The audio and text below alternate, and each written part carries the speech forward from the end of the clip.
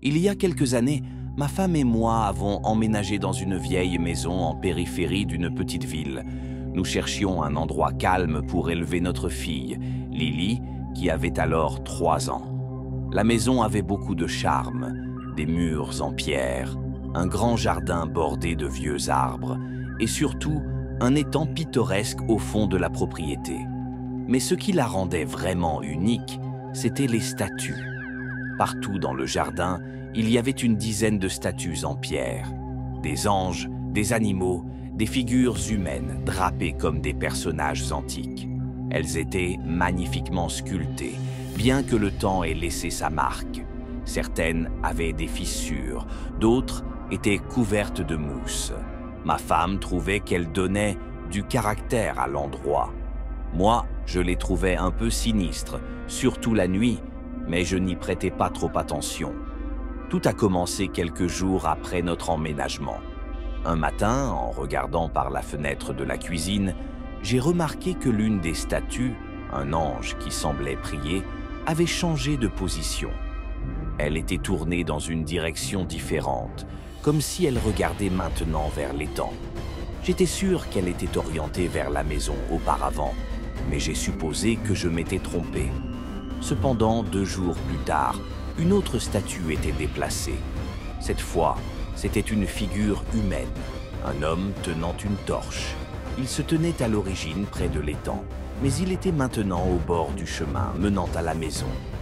Ma femme pensait que quelqu'un dans le voisinage s'amusait à nous jouer des tours. Mais comment était-il capable de déplacer des statues aussi lourdes et pourquoi? Les jours passèrent et les incidents se multiplièrent. Les statues semblaient se rapprocher peu à peu de la maison. Chaque matin, en ouvrant les rideaux, je remarquais que l'une d'elles avait changé de place. Parfois, elles étaient tournées. D'autres fois, elles avaient parcouru plusieurs mètres. C'était comme si elles se déplaçaient la nuit, en silence, invisibles. Un soir, déterminé à comprendre ce qui se passait, j'ai installé un vieux caméscope sur le rebord de la fenêtre. J'ai pointé l'objectif vers le jardin et je l'ai laissé enregistrer toute la nuit. Le lendemain matin, j'ai visionné les images. Pendant des heures, rien ne se passait. Puis, à 3h12 du matin, l'écran a grésillé. Lorsque l'image est redevenue nette, les statues avaient bougé. L'ange qui était près de l'étang était maintenant juste devant la caméra. Son visage était tourné directement vers l'objectif. J'ai senti un frisson glacé me parcourir le dos. Cette nuit-là, je n'ai presque pas dormi. Je surveillais le jardin depuis la fenêtre de notre chambre.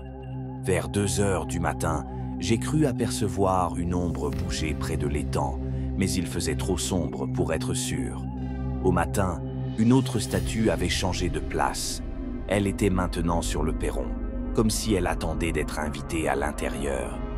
Le point culminant de cette histoire s'est produit quelques jours plus tard.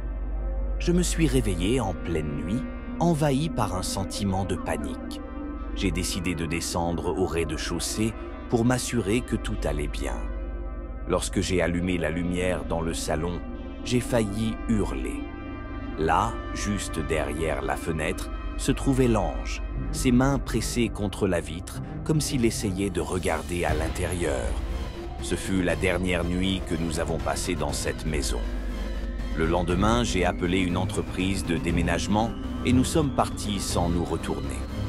Je ne saurais jamais ce qui se passait vraiment dans ce jardin et honnêtement, je préfère ne pas le savoir.